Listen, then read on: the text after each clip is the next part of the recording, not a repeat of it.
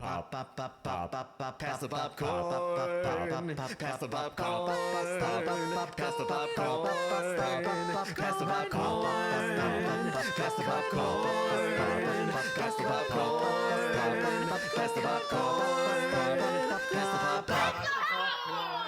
Hello and welcome back to Alternate Endings, show where we're discovering good movies, one bad movie at a time. This is our Pass the Popcorn episode. I am Brennan Klein, and with me again, solo style, is our critic in residence, Tim Brayton. Hi, Tim. Hi, how you doing? And I will point out to all of you out there in podcast land, as much fun as I think Brennan and I have been having trying to keep the ship righted, we will be returning to the usual setup of myself, Rob and Carrie next week, where we'll be talking about fun things, and they'll be, I'm sure, sharing some stories about their vacation. But yes, right now it is me and Brennan, so thank you, Brennan, for being here to help keep us above water, help keep me above water, certainly. No worries. I do my best. I try to be a good iceberg in the sense that you are on top of the iceberg and you are not the Titanic. I find that entire metaphor confusing, but I like it anyway. Anyway, speaking of confusing but like it anyway, we do have a structure to pass the popcorn. We're gonna start with worth mentioning. I hear you had a film that was worth mentioning that you wanted to talk about, Tim. I do have a film that was worth mentioning that I do want to talk about. This comes courtesy of one of our Patreons, Cameron Shaw, who requested that I watch and discuss the beloved, semi-beloved, ironically beloved, one might say, disco musical Can't Stop the Music. Have you heard of / seen this movie, Brennan? I have not seen it. It's from 80, right? Like 1980 flat? It is from 1980. It is from the glory year that produced Xanadu and The Apple and the sort of trilogy of Disco is Dead, but we're gonna goddamn do a disco movie anyway. Yeah, that's the last one that I haven't gotten to yet. Love The Apple, yes. Hate Xanadu, except for the song Xanadu. You filthy scumbag. Get off my podcast. I will do the rest by myself. I mean, if you want. I gave serious thought to having Xanadu be my tribute to the late Olivia Newton-John in this week, just to watch it and remember that she was in certainly a singular cinematic work. That is indeed what it is. I don't think there is any flaw in Olivia Newton-John's participation in it, and I think half of Gene Kelly's contributions are interesting, but the rest of the movie is not for me. I mean, it is, to be clear, terrible. Yeah. But it is joyfully terrible. But we're not here to talk about Xanadu. We're here to talk about Can't Stop the Music, which is unlike the other two. Both of those are, in their own way, allegories. They're both, in their own way, fantasies. The Apple's also sort of a post-apocalyptic, dystopian, sci-fi epic. God knows what's going on there. Can't Stop the Music is more or less built into the real world. It is a film that sort of takes place in the world of humanity. It is the pitch, and whether this is actually what the movie is, I think is sort of worth discussing. The pitch is that it's the story of how the Village People formed. So it is a movie full of Village People music. It's a jukebox musical in that sense. It stars the members of the Village People as themselves. But it's also not really about them. They're sort of the sidekicks in a story that's built around characters played by Steve Guttenberg and Valerie Perrine, who Guttenberg is like a wannabe songwriter who's trying to break into the thriving world of disco, and Perrine is like I think they end up dating. I don't think they start dating. I think they have to sort of come together over the course of the film as she realizes that her current boyfriend is this insane, terrible person. But she wants to be a model, or she is a model rather, but she wants to sort of try and break into the music industry herself. And so it's mostly a story about how the Village People's existence facilitates the formation of this heterosexual couple and their professional success. And that's a strange thing for a movie about the Village People to be about. Yeah, because if there's one thing they're known for, it's really bringing men and women together in sexual congress. This is the thing. about this. And it's weird because, like, it's not a movie that acknowledges the existence of gayness in 1980 as a disco musical about the Village People. Like, it doesn't disavow it. It's just not what it's about. Is it a gay feeling movie in any way? Very excessively. Okay. I mean, it's a disco musical. It stars the Village People. It has to be gay feeling. It also has what I believe to be in a montage. I think it's the YMCA montage, where the Village People are sort of bringing Valerie Perrine's character like through the YMCA for sort of nebulous reasons. It was mostly just to get the song in there. We see penis. Oh. We see multiple penis, and it isn't a PG movie. Like, this is a PG-rated film in which you see flaccid hanging dong. Not for, like, seconds at a time, but enough that it's not even, like, one of those, oh, well, they just missed it because it was in, like, 2 frames before it cut. Like, you see penis. The early 80s were a good time for dick on film. The early 80s were a fascinating... The relationship of nudity to cinema in general in the early 80s was just different than it ever was before or since, and I find that worthy of note. So it is certainly gay in that you see dick. And I mean, you also see booby. So it's just a wild film for a PG is the thing. But yeah, so that's kind of the weirdness about the movie is how like weirdly straight and not weird it is. Mm-hmm. It also stars Caitlyn Jenner when she was still presenting as Bruce Jenner. And was still sort of like a gimmicky, hey, here's this Olympian that we put in our movie, isn't that wild? Playing a sort of like doofy guy who just can't do anything because, hey, jock, you know. And it's given all of that, it's weirdly, like, it has to be campy. It can't not be campy given the content of it, but it's less flagrantly campy than Xanadu or The Apple. So I've always honestly kind of liked it the least of the 3 of the films, and that it is the least garish by some degree. That is really tremendously shocking. And I mean, it's shocking to describe a Village People movie as least garish, but it's also, I think, not shocking to describe a movie as less garish than either Xanadu or The Apple. Yeah, I guess you were grading on a curve here. I have a question. So the Village People, obviously they had the kind of character archetypes that they played, whereas like this one's a construction worker, this one's a fucking Native American headdress guy. Like, are they playing guys in the Village People wearing these costumes, or are they playing like I am a fireman? It is a mixture of both. The construction worker, I believe cop, and the leather daddy are all presented as that's just sort of who they are in life. We never see any of them outside of costume. Okay, yeah. But we're not meant to understand that the cowboy is actually professionally a cowboy. He's just a dude who wears a cowboy outfit in the village, which I feel like is a thing you're allowed to do, even now. Yeah, if you deeply want to. Okay, so that's interesting. There's this kind of like, because I don't know a lot about how the Village People presented themselves to the world, as far as like whether or not people knew the names of anyone in the Village People, or just the idea of the shape of them. I mean, certainly you get their given names in the movie, but I always understood them to be sort of known by their professional role, or in the case of the leather daddy, their hobby.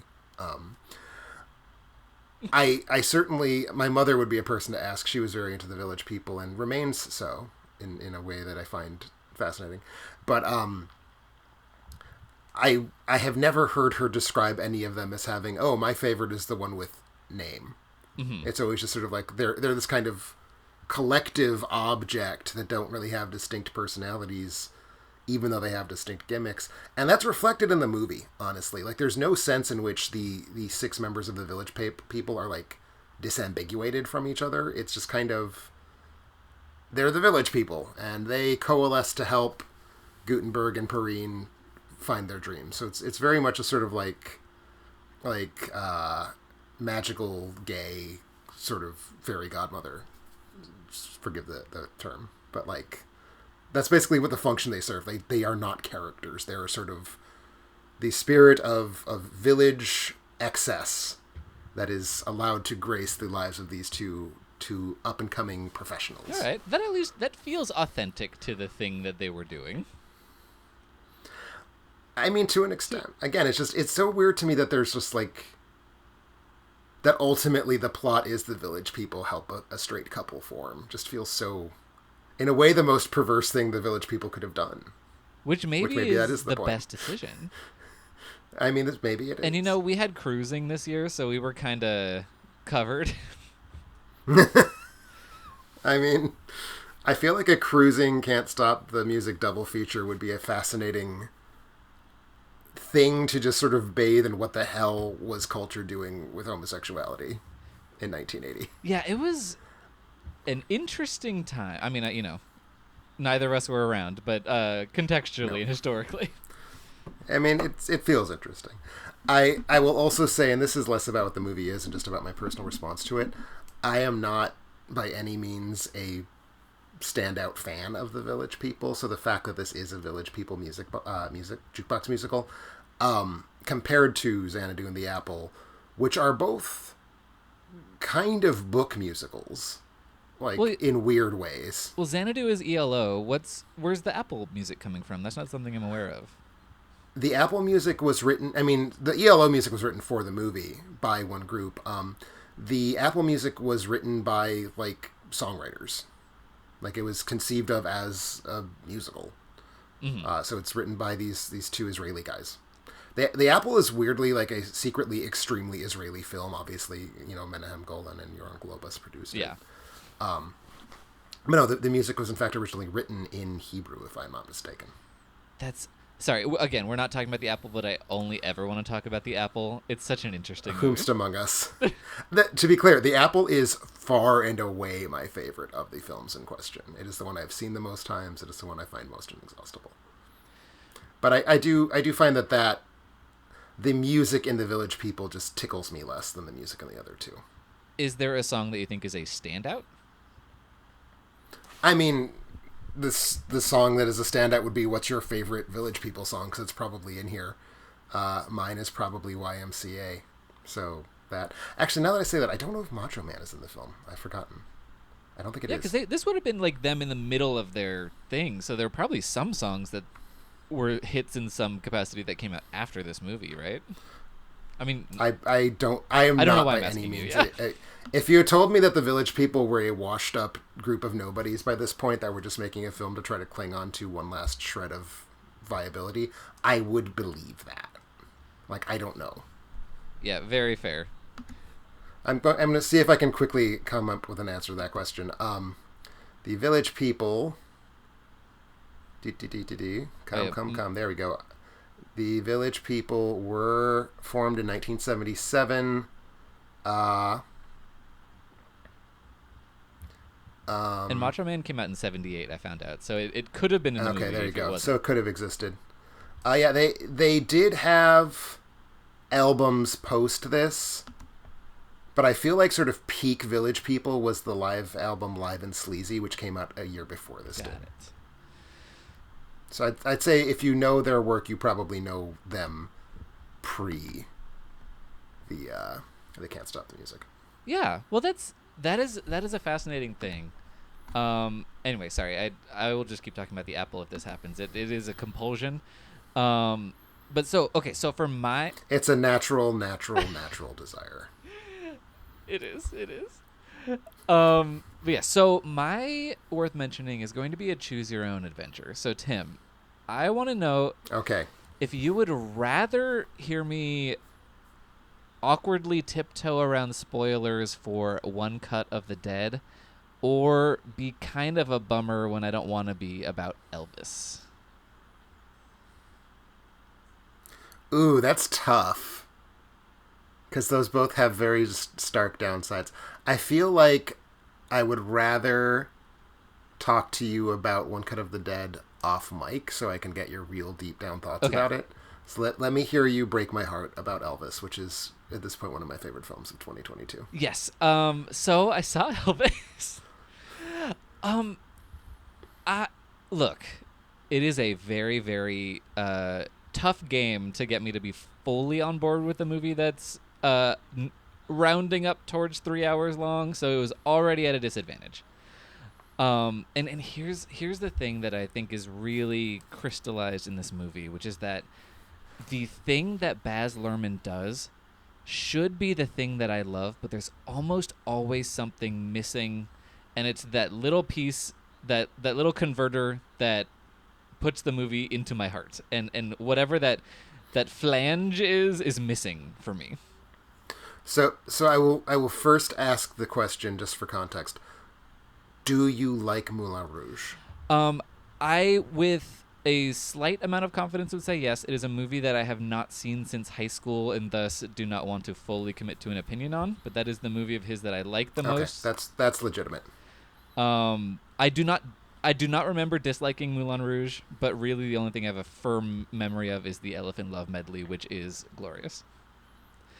Okay, so you would at least call the Elephant Love medley glorious. So I think that gives me the context I need. Thank you. Okay, you're welcome. So continue talking about your flange, my good sir. Yeah. So, well, I think the thing that shocked me to learn during the discourse about Elvis is that Baz Luhrmann is a straight person. And I think that's the flange. I think that's the flange that's missing, because his style is straight person on crack when I want a queer person on MDMA to make my maximalism. Okay. And so I think that's what it is. I can't really put it into words beyond that. But, like, for instance, Romeo and Juliet, I think, is a absolutely repulsive film that shoves me off of it. Oh. But this will also equally disappoint you. I kind of like his The Great Gatsby. Oh, that does, actually. So, that makes me sad. But here's the thing. Like, the thing about The Great Gatsby that I love in the maximalism is the way that the world exists completely outside of anything real. I love, like, when Daisy is first introduced, just in a room of billowing white curtains. I think that maybe it was just the way that... Sorry, what? So a complete detachment from any sort of lived reality helps, you would say? For what Baz Luhrmann is doing, I think that's probably I would certainly say that we have the spectrum wherein Moulin Rouge is his least real film, and certainly Elvis, Romeo and Juliet, and Strictly Ballroom, I'd say, are all more real than Australia and Gatsby. I don't know that I could necessarily plot the rest of them besides Moulin Rouge as being clearly the least real. Yeah, so but that does feel consistent. Yeah. So at least there's that. I'm again, like with certain things that I don't like that I wish I did like. I'm really just trying to interrogate that more than anything. Sure. But for this movie, I don't know if there's anything I can point to that I specifically didn't like, other than there's a montage at Beale Street where Elvis gets out of a truck and then he walks down the street, and then that happens about 8 times, and I fully do not understand what the point of that scene was.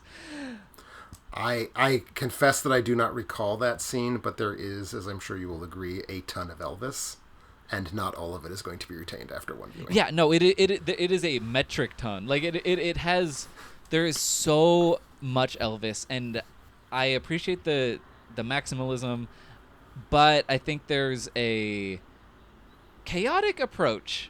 An incredibly uneven amount of Elvisness that Elvis is and wants to be, and it especially kind of starts to peter out for me in the third hour of the movie, when it does. That is the time that it most closely hews to the thing that a biopic is, and it is at the exact worst time for it to start really digging into that, because you've been with Elvis for so long, and there's no way to not be exhausted by Elvis. It is such an enormous thing, but when your guard is down, and that's when it starts hitting you with all the requisite, like, oh, he was on drugs, he's yelling at people, it's like, okay, we've got to get through this, especially because at other parts of Elvis's life that I personally would have been happy spending more time in, we're just racing through that shit. And so I think at least the things that it prioritizes about the Elvis story and the Elvis myth are not the things that I care to see the most. But you know what? I'm pretty on board with the insane bullshit that Tom Hanks is spewing in this movie. I think it is quickly becoming one of my like 5 favorite Tom Hanks performances. The more it lives in my mind. Yeah, because it really does. He is doing this like German expressionist performance of Colonel Tom Parker. It's very Emil Jannings in a weird way. It's just this kind of like big, utterly without taste or restraint, just like diving into heavily, like the emotions are all real present and they're all real big and the accent is real big. Oh yeah. And I like that. Yeah, so that it is exciting, and it does give the movie the energy that it wants in a way that, I don't know, having 8 pictures of Elvis on screen at the same time aren't for me. Sure. And I get what it wants to do, and the constant bouncing back and forth of montage. It's a lot, but to me, it wasn't servicing anything that I really wanted to be experiencing. Probably. Sure. That said, and you mentioned. Basically, I don't have a large amount of fondness for Elvis. I don't dislike Elvis, but I think it probably helps. Maybe it doesn't. I don't know if it helps or not to appreciate Elvis as a figure. I mean, I can't speak to that because I don't really care much about Elvis either. Like, there are individual songs of his, and I'm like, oh yeah, that's a good song. I'll listen to that song. But I certainly do not consider myself a fan.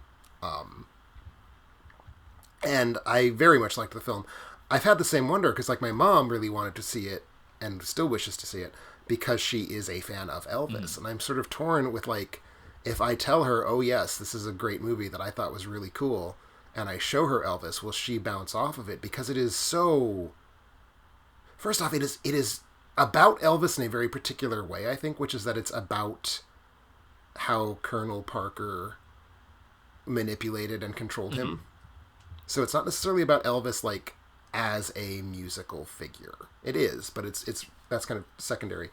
And B, it's just so much of it is about Baz Luhrmann being like, I like montages, I like CGI, I like a big swooping camera, in a way that certainly does not facilitate any kind of actual story about Elvis, the man who lived in the world. Certainly not. As a story about that dynamic between Elvis and Colonel Tom Parker, I think the film is ultimately a success. I think it is an abject failure at telling a kind of coherent story about Elvis, which is not its goal.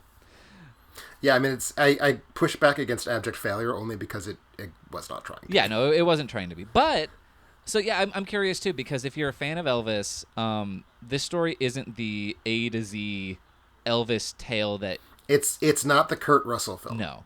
But if you're a big enough fan of Elvis, you know all the things that it's skipping over, and maybe it wouldn't bother you quite so much.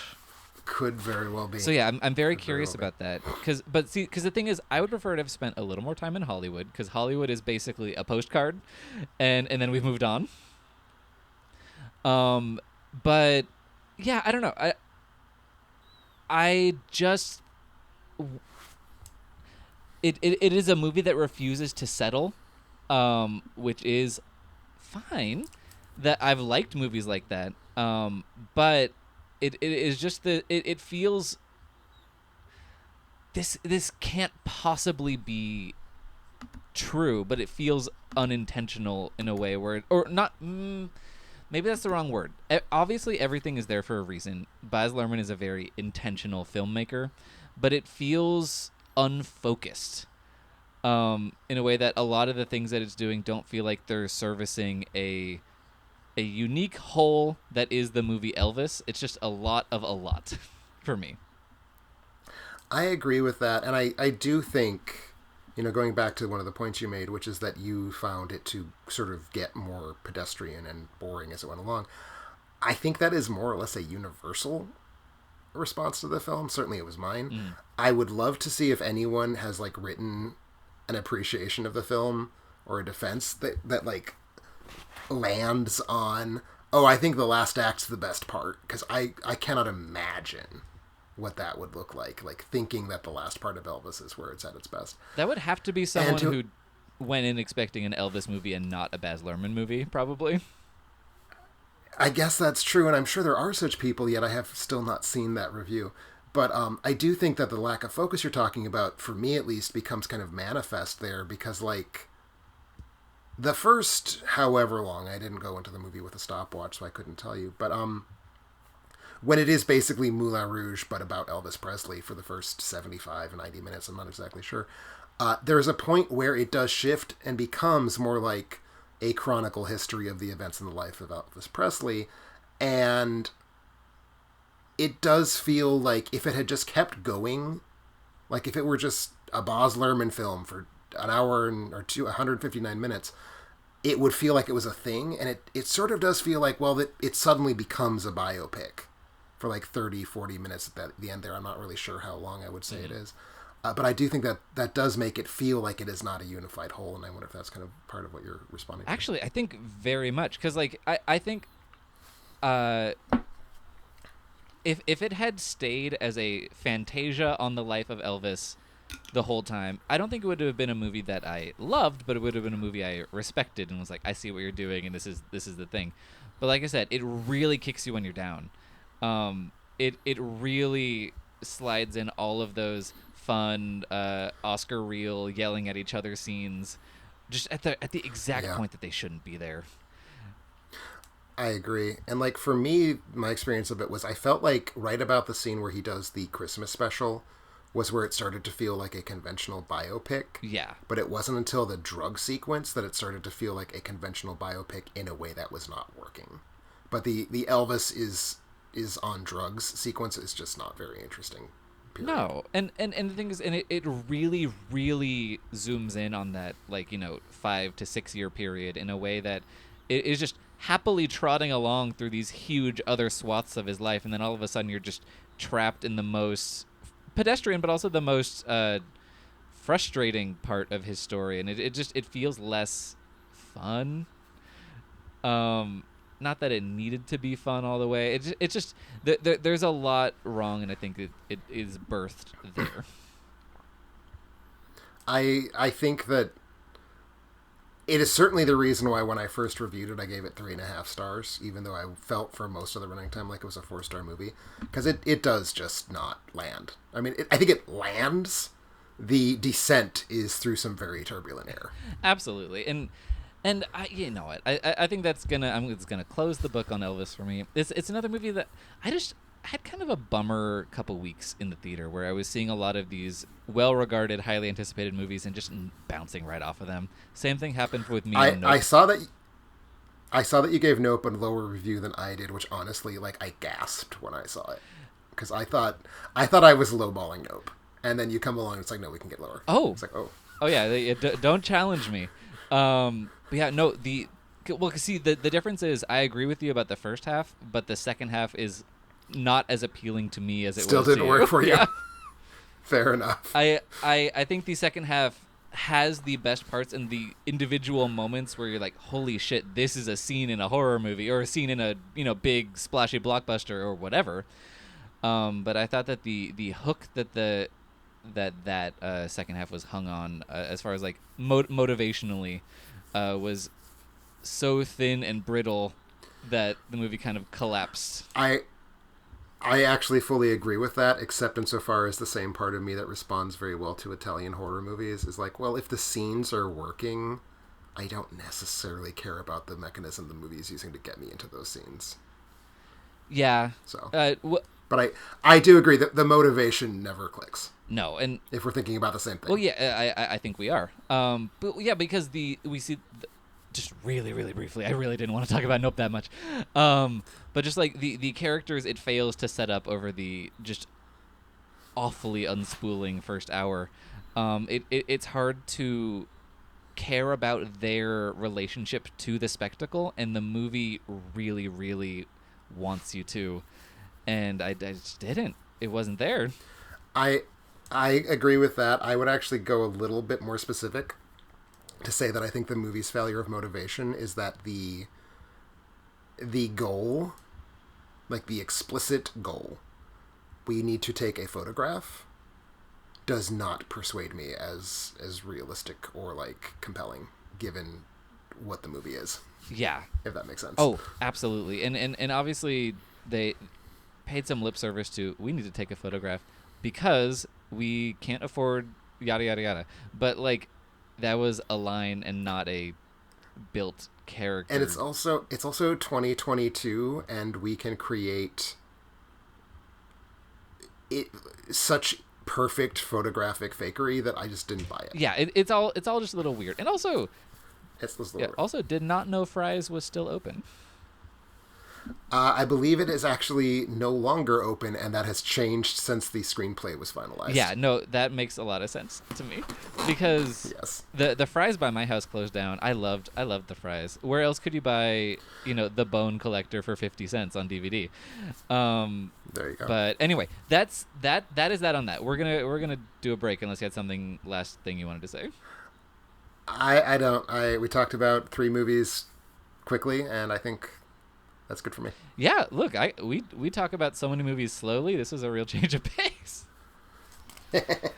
But yes, before we head to our break, you might be wondering about ways to support the show. You can get early access and exclusive content, make us watch a movie, or pick your own episode topic and more from our Patreon site.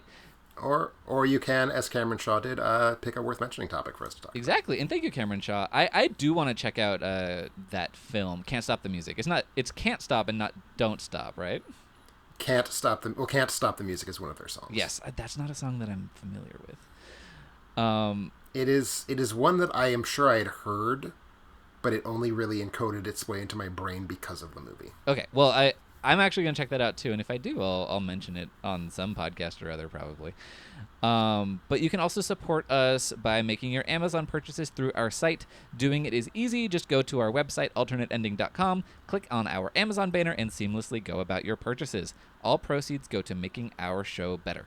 And in lieu of reading off the Amazon purchases, which I did not, Rob and Carrie were in the air and could not email me the list because I don't have access to it. Weirdly, y'all don't give me the passwords to the things that have the money attached. I don't know why. The situation with Amazon is actually that you need to dual authenticate with one of their cellular phones. Christ, so annoying. I also cannot get into... I actually this is an aside, I just got an email like 2 days ago from Rotten Tomatoes being like, we have great news. Passwordless logging in. And it's their fancy way of saying that you have to dual authenticate with email now to log into Rotten Tomatoes to post reviews as a critic. And I'm like, that's not great news. That's very bad news. You're assholes. Why would you do this to me? So I'm grumpy. Because I only read that email about half an hour before we started. So sorry. Yeah.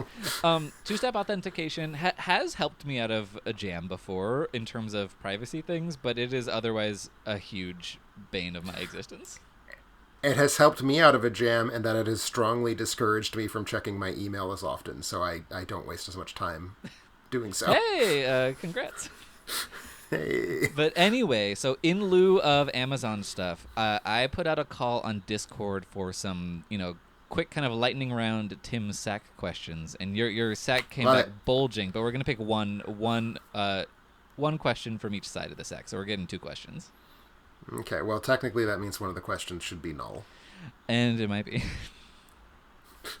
Hey. But the first question is from Brian Fowler. It is, what is the movie that most surprised you that you really liked? Or, like, you were most surprised that you really liked it? Oh, sure. I like that. Okay, so most surprised me that I really, really liked it. Certainly, there are films that I expected to like that the degree of that was probably over the top. I think Cloud Atlas would be one of those. I was expecting a kind of pretty mess, and it ended up being one of my very favorite films of last decade. I will also say that in general, a lot of recent comedies have landed for me more than I expected to, because I at this point have such a dismal sense of what comedy is and can be. I'm drawing a blank on coming up with any specific examples in this moment, but no. So I guess I'm going to go with Cloud Atlas as sort of the quintessential example of a film that I was not prepared for the degree to which I was going to just flat out love it. That's a good answer. And my answer is definitely the movie Babe. Because I do not like movies with animal protagonists because I hate everything. I'm just a bad person. But I find a lot of animal movies to be just cloyingly sentimental in a way that I don't appreciate.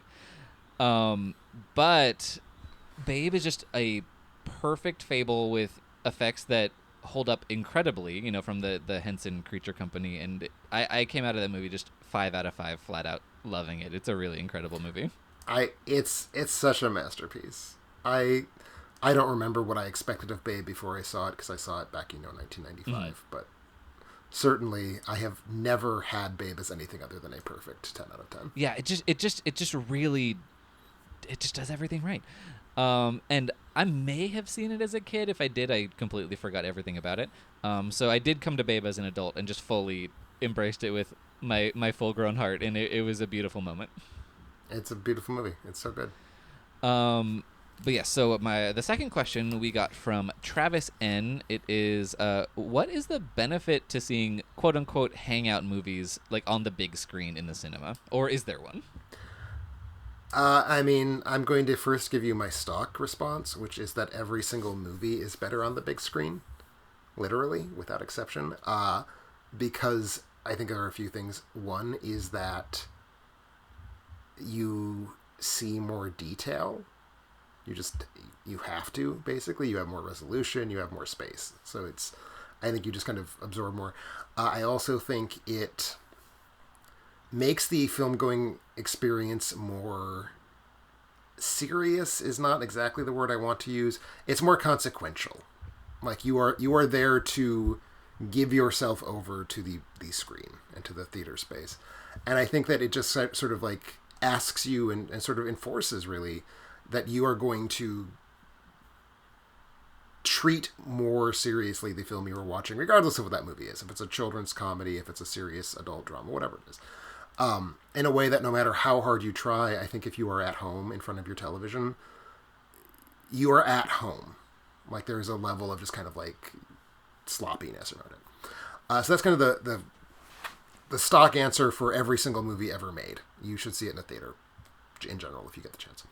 I will say that I just saw E.T. the Extraterrestrial this weekend on IMAX, and not the first time I've seen it in the theater, but of course I've also seen that movie at home, and it feels grander. So there's just that. But to the question of hangout movies in particular, I guess there's sort of a clarification I would need over what the word hangout means, because I can think of it as being two different things. One is I'm hanging out with my buddies and we're getting a little silly on beer and we're partying. That's obviously not something that I think you can really do in a movie theater. And I mean, certain things like the Rocky Horror Picture Show Shadowcasts, or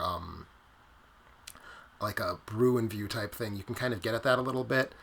But I've never found when I'm at a movie theater that I'm like, that's not hangout time to me. Like, even if I go with people that I'm like really glad to be with during the running time. We discussed this last time about how the people are dead to you that you're watching a movie with in the theater. They're dead to me that I'm with. But I think Travis did elaborate.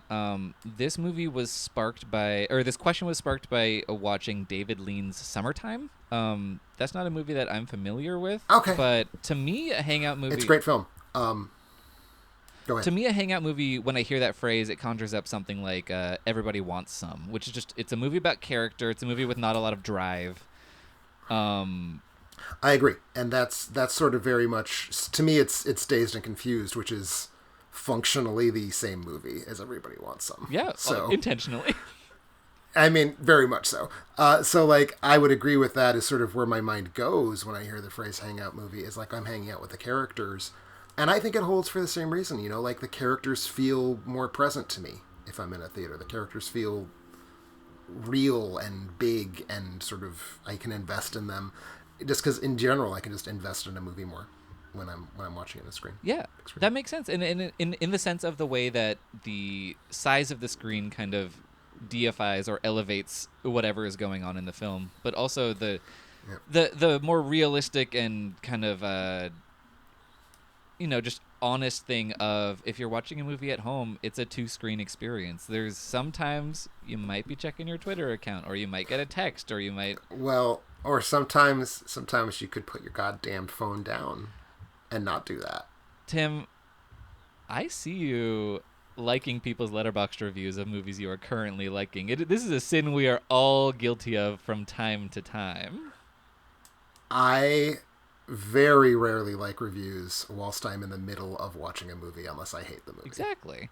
But assuming you're following the rules of the theater, which you absolutely should all the time forever, it's a single screen experience, and you in addition to the way that it envelops you, you are engaged with it in a way that is not very common in the modern era. In other spaces. It is not common if you're kind of the trash person who uses your cell phone in the middle of a movie. I agree. Mm-hmm. Look, I also only do it for movies that I hate when I need to briefly escape for 25 seconds. Sometimes you need the movie to not be attacking your eyes. And you're just like, I need to see somebody said something snarky about this movie, and it feels good. Yeah, sometimes you gotta. But anyway, so that is that. But since we were talking about the big screen experience and the viewing experience, the topic that we're here to discuss today is television, which is only an at-home experience by nature. There are some exceptions to that, but not really. Yeah, we can come up with like very erratic and specific exceptions. The one that leaps to my mind is episode 8 of Twin Peaks, season 3, Twin Peaks: The Return, has been shown in like David Lynch retrospectives, or even just like as a hey, come see episode 8 of Twin Peaks: The Return. But that is a sort of highly specific situation where TV becomes a theatrical experience. Yeah, and then other similar things like watching a sports game at a bar with other people that does kind of replicate a theatrical experience in certain aspects of it. But otherwise, televisions generally exist at home. They generally that is the experience that we're talking about. And you have been on the record as to saying that television is basically not art, kind of across the board, is a thing you try to avoid, do not like. Is that correct? I want to push back extremely hard against the claim that television is not art. Yeah, I feel like you've said that like 3 weeks ago, but I have absolutely. I might have said it in a specific context that I can't recall. I have an incredibly universal definition of art, which is that if humans made something, it is by definition art. Yes. It may or may not be good art, but I like when Ebert says things like video games aren't art, I'm like, well, they are. They did not. Someone didn't go to the video game tree and pluck a video game and start playing it. Like, it had to be fabricated by people who were making choices. And to me, that is what makes art. Were people making choices in structuring it? Yes. Okay. I do agree with that. But let's say maybe it's an art you respect across the board a lot less. Is that safe to say? It is an art form that I generally don't care for. Okay. What I want to do is kind of interrogate that, because obviously there are shows that you do like. You wrote retrospectives of Twin Peaks and Arrested Development. You're doing X-Files on the Patreon right now. What is the thing that about television that does not appeal to you, and what about those shows is kind of elevating them out of that? So I can actually, hopefully this won't be too brief and simple, because like I have a very flat answer to that. It's very clear cut. So when I say I don't like TV, I don't like serialized TV. I actually like episodic TV quite a bit. And what that comes down to is, and there are even exceptions to that. I mean, Twin Peaks is serial. I think a lot of what I've seen in modern TV, and when I talk about how I don't like TV, I'm almost exclusively talking about modern television. It feels like a ton of modern TV is basically just a movie that is much longer and has been sliced in 2 parts for easy consumption. And I would include in here, like, that sort of starts with I don't know where exactly it starts, but it goes back to something like True Detective, I think, which I didn't care for. It's sort of the kind of crystallizing moment, and then we get things like Game of Thrones, we get things like Fargo, and I just feel like a ton of TV right now is basically that. It's like it's a motion picture narrative, it's a long form narrative that we have just cut into tiny pieces, and basically here's the question: what is the single complaint I am likeliest to lodge against a movie? Yep, runtime. Out of all the complaints, why was this longer than 80 minutes? And so TV has basically become, well, the 2.5-hour movies weren't giving us enough space, so what if it's a 12-hour movie? And that just makes them, as far as I'm concerned, 10 hours worse, because they are now 10 hours longer. What I like about older TV, X-Files, I think, being a sort of curious example about that, and I would certainly not mind digging into the X-Files more, they, especially pre-streaming, when you had a network hour, and a network hour contained X number of minutes of pre-sold advertising, which means you had, to this second, here's how long your episode of TV can be. So they had to write to that. And they had to sort of be very diligent in saying, okay, our story will be, depending on the time period, 51 minutes long, or it will be 46 minutes long, or it will be 43 minutes long. And of course, that length decreases over time as more and more ads are sold. But good episodic TV to me is the act of working within that constraint to write the best exactly 45-minute narrative that we can write. And I basically view that kind of TV as like just mini movies. Okay. To an extent. And there's more to it than that, and we can certainly dig in a bit more than that. But that's sort of where it would start at, is serial television has been growing in the direction of movies but longer, and the thing I want most in the whole wide world is movies but shorter. That makes that's a really like crystal clear distillation of that. That's what I was saying. I hope I wasn't going to make the conversation too short, because like that is to me very no. I have a broader conversation very clear in my brain that kind of in mind. But no, but that's really interesting because you're right about the thing that TV wants to be right now. Because we're in the era of prestige television that kind of began. I think most people point towards Mad Men as kind of being the clearest kind of catalyst for the thing that exists now as far as what prestige television is doing and what it wants to be. And I think there's definitely like an evolutionary period. The Wire's part of that, Deadwood is part of that, like the sort of HBO-ness. But I think Mad Men / Breaking Bad, which I believe they premiered the same season, yes? No, I think Mad Men was Mad Men a year earlier? I think Mad Men premiered like 5 years before Breaking Bad did. I'm pretty sure. No. Well, you continue explaining your thesis, and I will check out those dates. Yeah.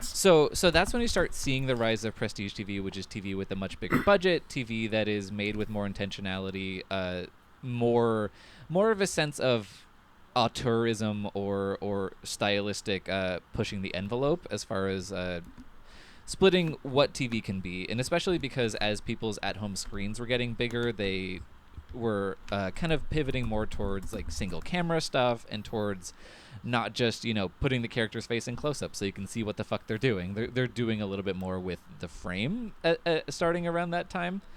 But now, one thing that I enjoy is because I agree that I don't necessarily have 22 hours to watch something. I do like that there is an interesting thing now where most series are now a limited series where you're getting 6 episodes of something or 10 episodes of something. But that does lead to a lot of things indulging in just unnecessarily splitting up a longer story and not paying attention to the limitations of what an episode structure needs and is.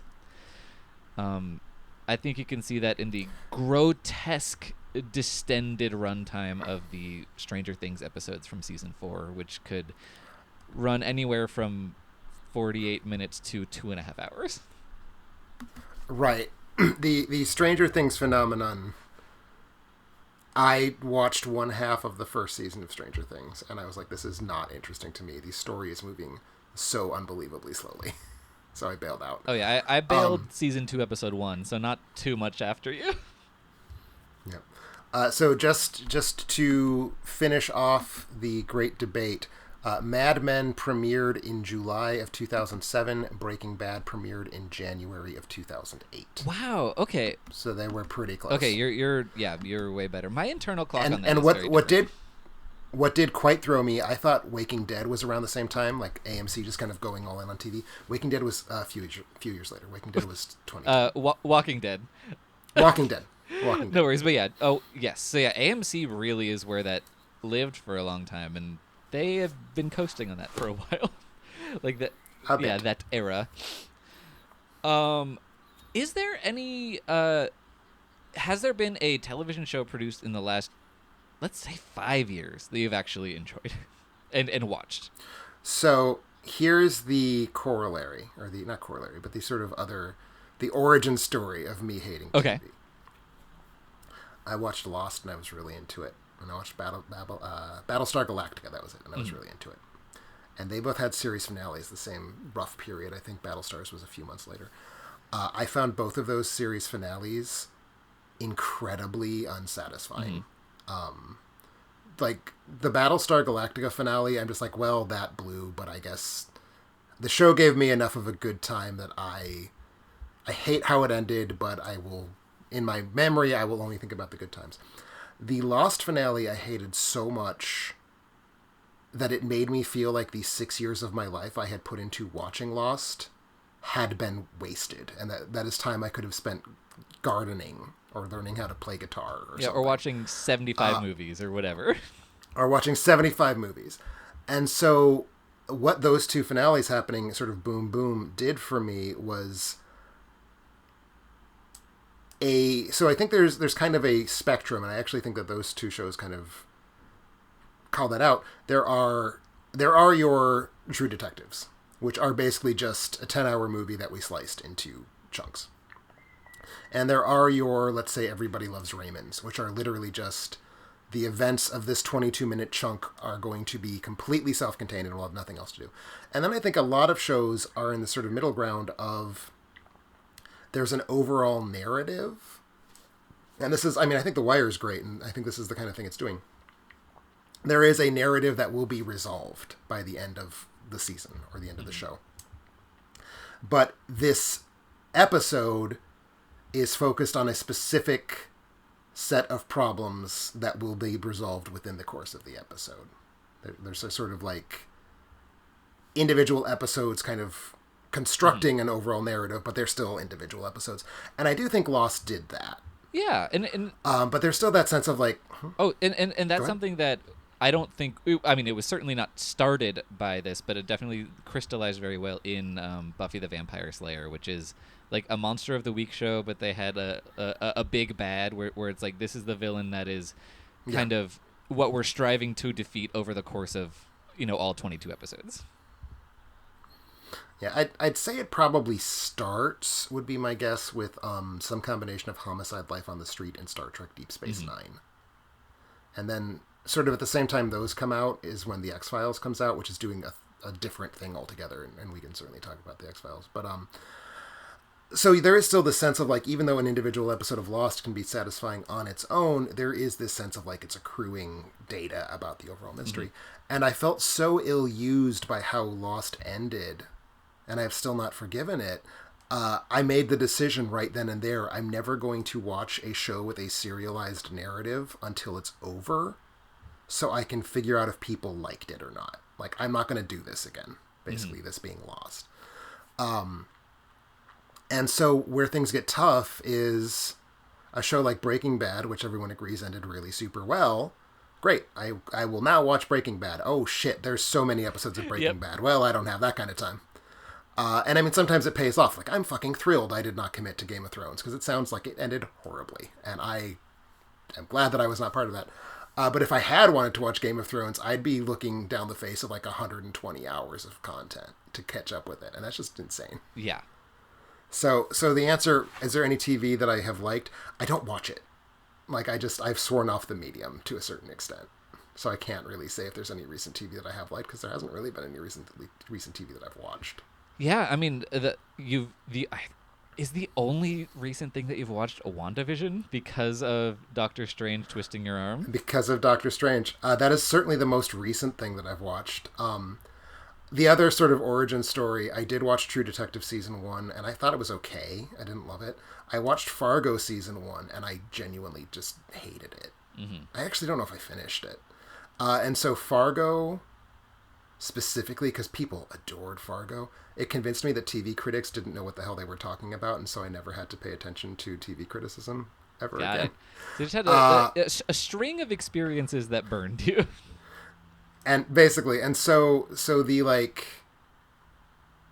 anytime I've been tempted, like the way a certain show gets talked about, feels like, ooh, maybe this will be the one. I always remind myself, no, these same people thought that Fargo was good, and I pull the trigger.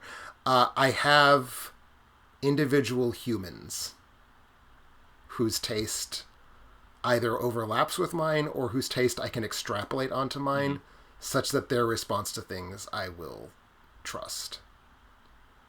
And none of them have liked anything in the last 5 years so much that I felt like I needed to try it out. The exception to that being some anime, but anime is different. Like, in a very concrete way. I think anime is different than American TV, so I don't know if it really intersects this conversation. And I would say this conversation is very much live-action television. Probably. Have I watched any recent animated TV? I've watched episodes just to, like, see here's where the state of animation is. But that is a different conversation.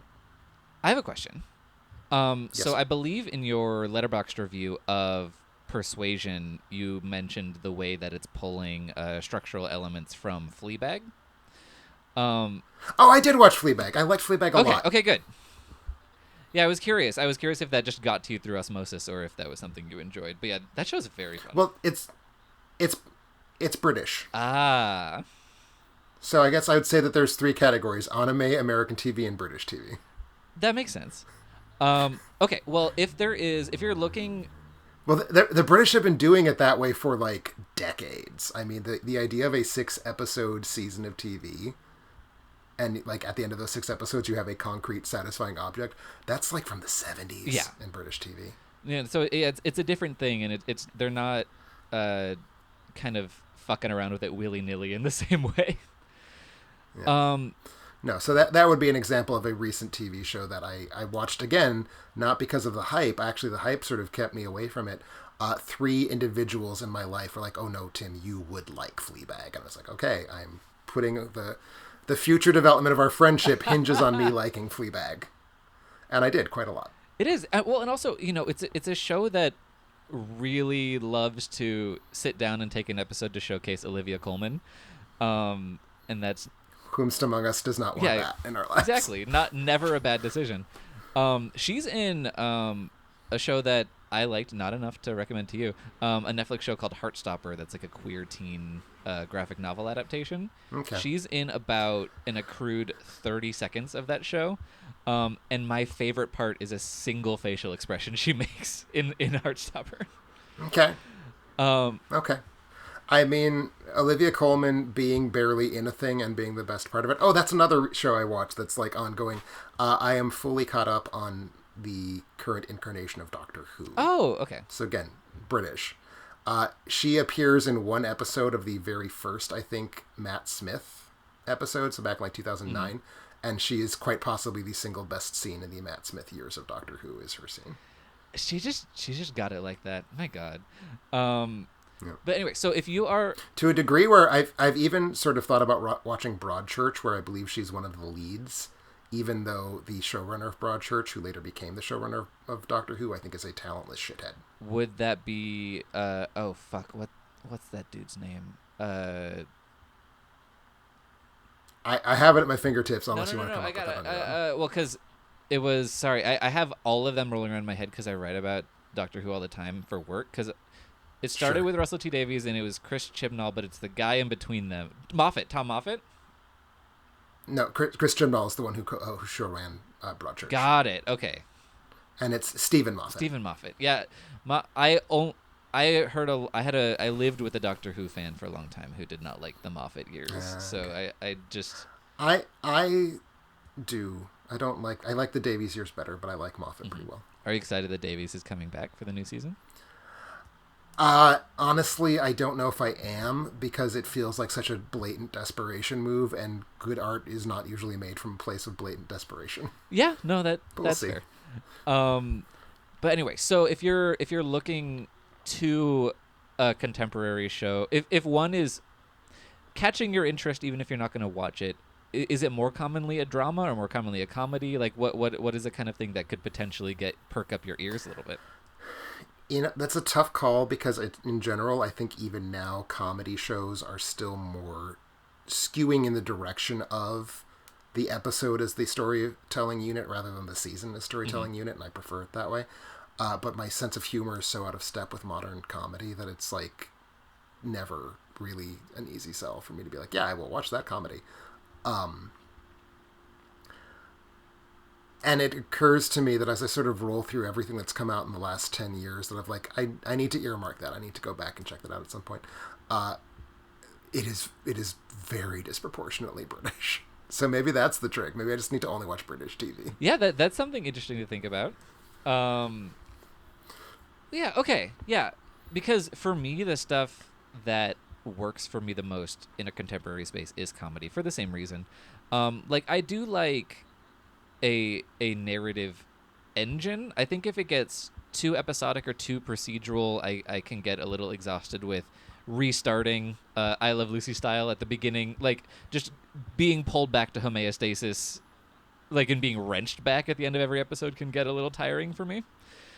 That's why I do like the big bad kind of structure. Sure. But there are certain series, like comedy tends to be what I get drawn towards more than anything. Anyway, but I just like the thing that I prize above anything else in media is not knowing what's going to be around the corner, and being surprised by something. And I like, things to trend towards the surreal a little bit, which is why I really, really like, there's a show on HBO called Los Spookies, that was co-created by Julio Torres. Yeah, it's about a group of like late 20-somethings in Mexico who decide to create a horror company where they just get hired by people. Like one of the major episodes is they are hired to fake a haunting because there is a will situation where whoever stays in this house overnight and doesn't run away gets $1 million, and they're trying to scare away. They're hired by one of them to scare away everybody else. I don't know. It's a great show. It's very strange. I'm tangenting a little bit, but I recommend it. No, that's cool. Well, because I was going to, before this episode ended, I was going to ask you for what am I missing? Like, where is my bigotry sort of holding me back from fully appreciating? So it sounds like that's at least one thing that I should be considering. Yeah, that is a show you should definitely be considering. I'm just trying to think about the things that appeal to you versus the things that appeal to me. I think this is one that could Venn diagram reasonably well. Also, the FX What We Do in the Shadows is an extremely, extremely good show.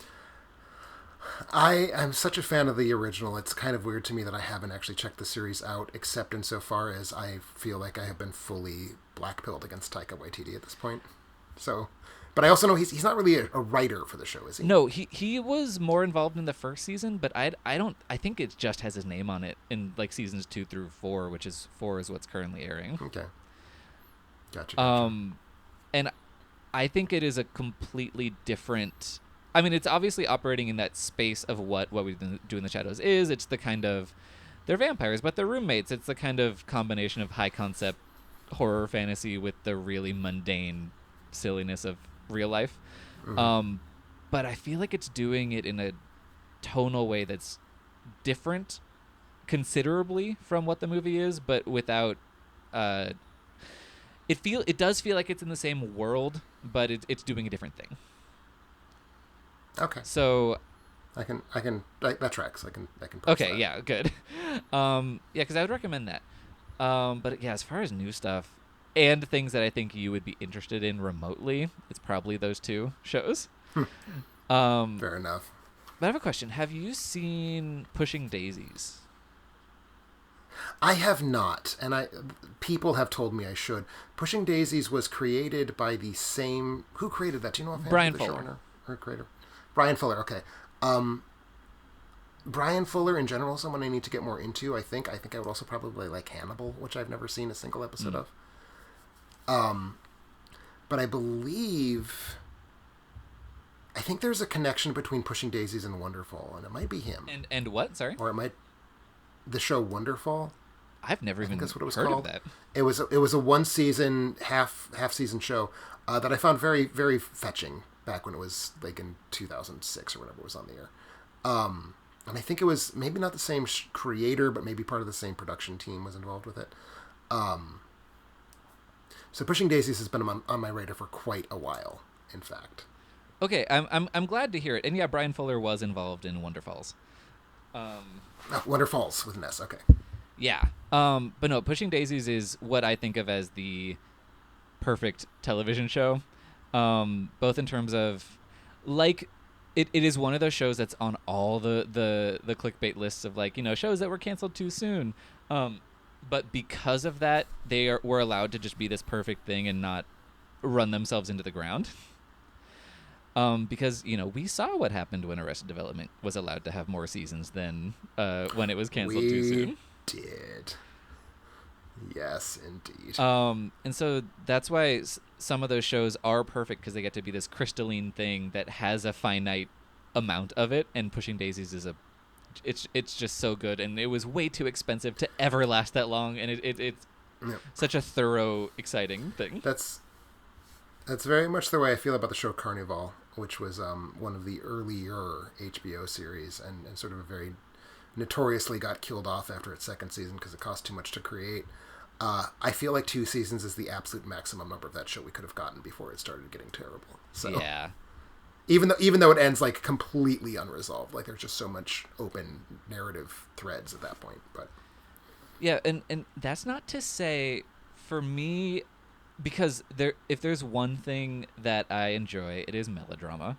And there are certain more drama skewing TV shows that are long running, and the panicked desperation to keep going leads to some really incredibly ludicrous plot turns, and that's why I watch them. But it's not out of a sense of this is a great show, but more out of a sense of what the fuck is happening next, and this is exciting and ridiculous.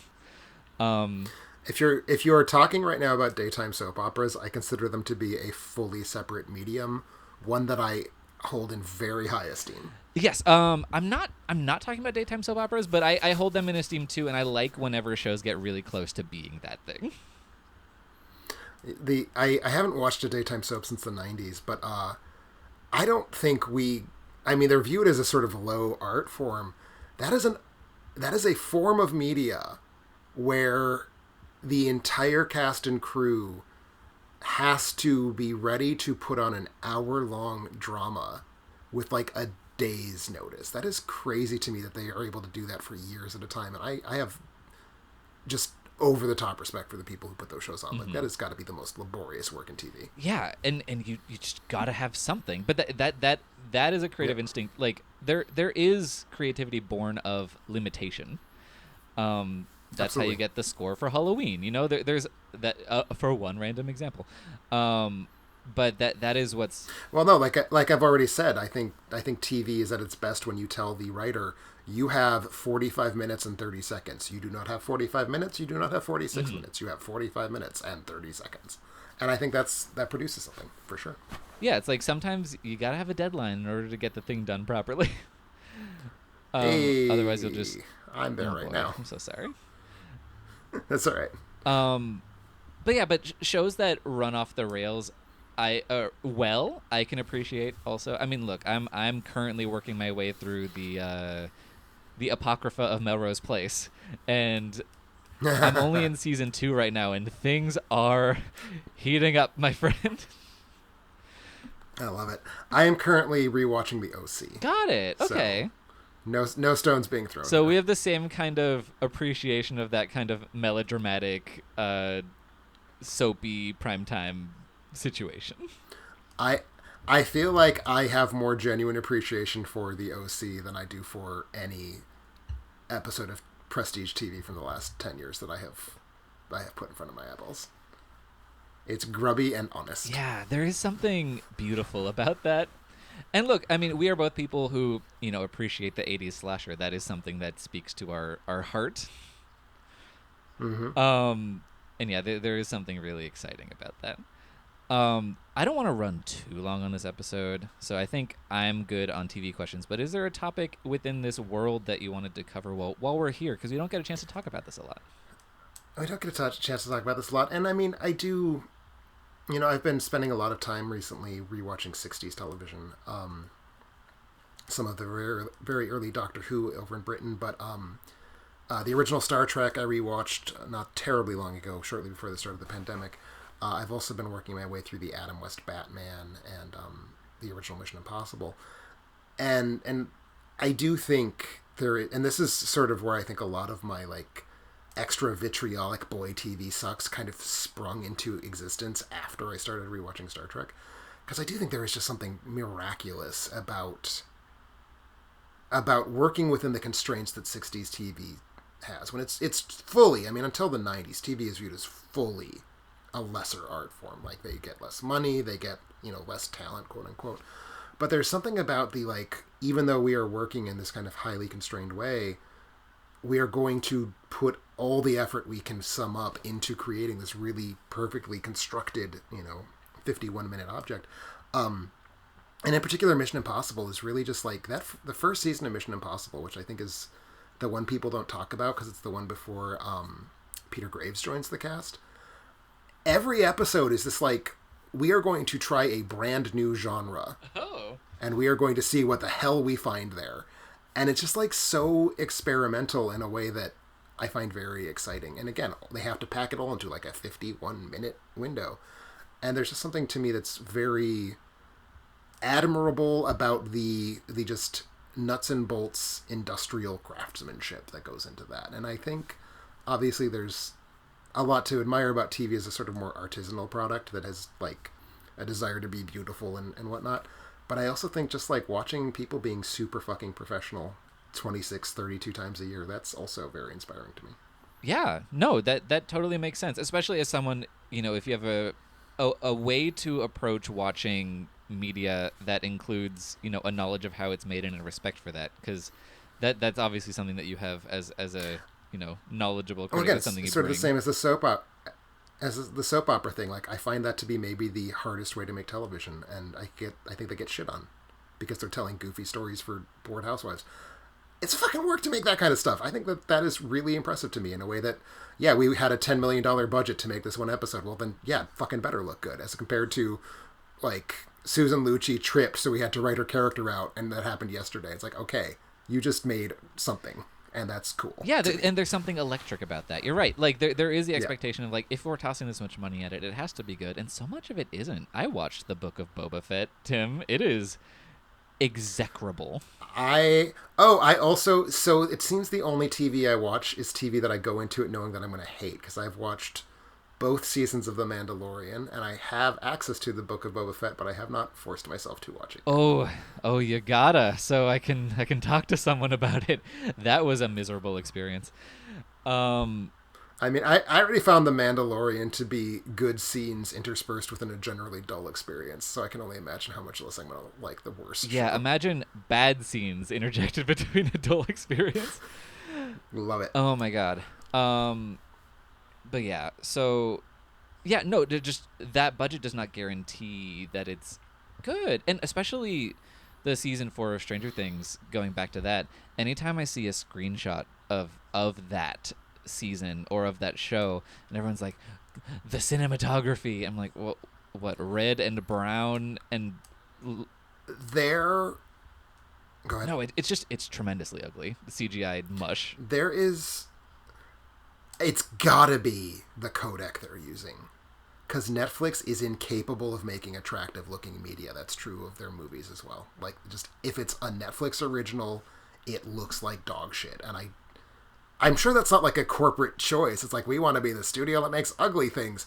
So it's gotta be the codec, it's gotta be the compression, it's gotta be something technologically that's happening. Because everything they finance looks ugly in a very similar way. Yes. I think. Yeah, I wrote about this in my review of The Gray Man on the site. It's just, there's this thing of like they want to drench it in neon, but it is not properly being digitized by the camera or something. It's Yeah, I still haven't watched The Gray Man, but I remember that Chris Hemsworth film from a couple years ago. Was it Extraction? Is that what it was called?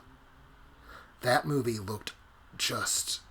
It was like a stylized use of yellow that just looked like the worst thing in my entire life. Yeah, it's just it's really grim. Yeah, Netflix just does not know what's going on. But the Stranger Things thing, it feels like the Marvel thing of where everything's just kind of a gray brown blob. I don't like that. But just money does not equal quality.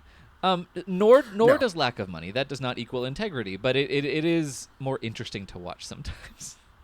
It is more interesting to watch, and certainly I at least grade on the curve where if something with no money is shitty, I find forgivable in a way where something expensive that's shitty, I feel angry because the expensive thing wasted resources and the cheap thing just was trying to make something that it couldn't quite get done. There is more of that kind of like authentic inspiration to it, even if it's not always good, which it isn't.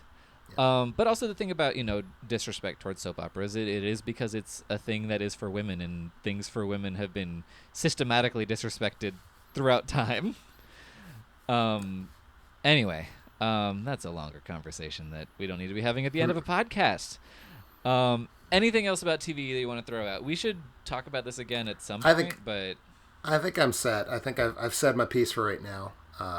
Again, not an anti-TV zealot. I am reviewing The X-Files. In fact, the very next episode of The X-Files I'll be reviewing is one that I think is absolutely sublime TV. So if you are not currently subscribing to Patreon and are not getting my X-Files reviews, this is a good way to... I hate to turn this all of a sudden into a plug. I feel like Rob, my God. No, that's great. Rob's not here, so someone's got to do it. Someone's got to be the Rob, but then I'm like a whore. So I'm flashing my tits for money. I mean, there are worse things to be doing, Tim. Well, obviously. Like you could be directing an episode of Stranger Things that's 3 hours long. Hey. Anyway, yes. I forgot. I have a spiel. I got a spiel. This is a real episode of the show and not Bride of Alternate Ending where we just kind of vanish into the ether. But yes, so in closing, thank you so much for listening.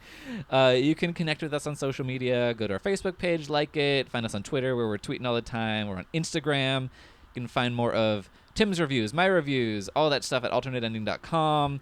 Follow us on YouTube and Facebook. We have a Discord channel that you can access through alternateending.com also. And as we just learned, if you're on the Discord channel, sometimes you get to ask last-minute questions about Tim Sack. Exactly, and when we were running short on content. Very good questions this time around. I was happy to see those.